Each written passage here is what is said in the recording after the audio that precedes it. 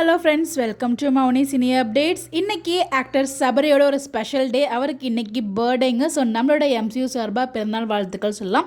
இவருக்கு யாரெல்லாம் விஷ் பண்ணிக்கலாம் மறக்காமல் கமெண்ட்டில் விஷ் பண்ணுங்கள். ஸோ அவங்க கூட ஒர்க் பண்ண ஆர்டிஸ்ட் எல்லாமே வந்து விஷஸ் எல்லாமே தெரிவிச்சிருக்காங்க. அது எல்லாமே உங்களுக்காக நாங்கள் ஷேர் பண்ணியிருக்கேன்.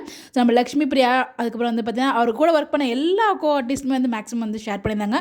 அந்த ஆர்டிஸ்ட் யார் ஷேர் பண்ணியிருந்தாலும் அதை ரீஷேர் பண்ணி தேங்க்ஸுங்கிற மாதிரி நம்ம சபரியுமே வந்து ரீஷேர் பண்ணியிருப்பார் அவரோட ஸ்டோரியில். ஸோ சபரியை பொறுத்த வரைக்கும் ஒரு ஹீரோ மாதிரிலாம் எனக்கு ஃபீலே ஆகாது. ஒரு பக்கத்து வீட்டு பையன் எப்படி இருப்பாங்க அந்த மாதிரி எனக்கு ஒரு ஃபீல் ஆகும். ஸோ ரொம்பவே டவுன் டு எர்த் பர்சன்ஸ், எனக்கு ரொம்ப பிடிச்ச ஒரு கேரக்டர். ஸோ இன்ஸ்டாகிராமில் செலிபிரிட்டிஸ் வந்து பார்த்திங்கன்னா மேக்ஸிமம் ரிப்ளை பண்ண மாட்டாங்க. ஸோ ஒரு ரொம்ப தெரிஞ்சவங்க அப்படின்னா ரொம்ப இம்பார்ட்டன்ட் அப்படின்னு மட்டும்தான் ரிப்ளை பண்ணுவாங்க.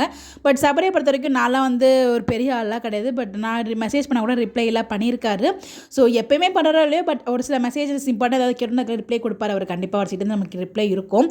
ஸோ அந்த மாதிரி வந்து ரொம்ப நல்ல பர்சன். அதுவும் அந்த வைஷ்ணவி மேரேஜில் பார்த்தீங்கன்னு வச்சுக்கோங்க, ஒரு ஃப்ரெண்டாக இந்த லெவலுக்கு இறங்கி பண்ண முடியுமா அப்படிங்கிறது ரொம்ப அழகாக காமிச்சிருப்பாரு.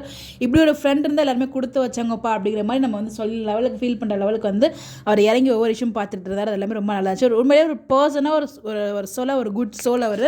ஸோ எந்த ஸ்டேஜில் யார் என்ன கலாய்ச்சாலும் அது எல்லாமே வந்து டேக் இட் ஈஸியாக வந்து எடுத்துகிட்டு போயிட்டு அவ்வளோ ஒரு ஃபன்னியான பர்சனாக இருப்பார். அதனால வந்து அவருக்கு அவ்வளோ ஃப்ரெண்ட்ஸ் இருப்பாங்க.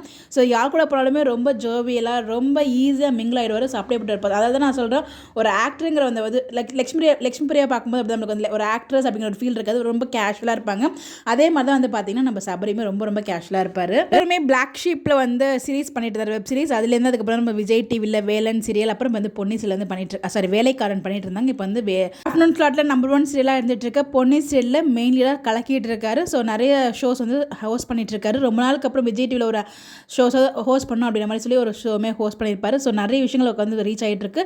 இந்த வருஷமும் ஒரு ஆசைப்பட்ட மாதிரி எல்லாமே அவருக்கு கிடைக்கணும்னு சொல்லி நம்மளுடைய பெஸ்ட் விஷயத்தை சொல்லலாம். So once again happy birthday Sabari bro. Thank you.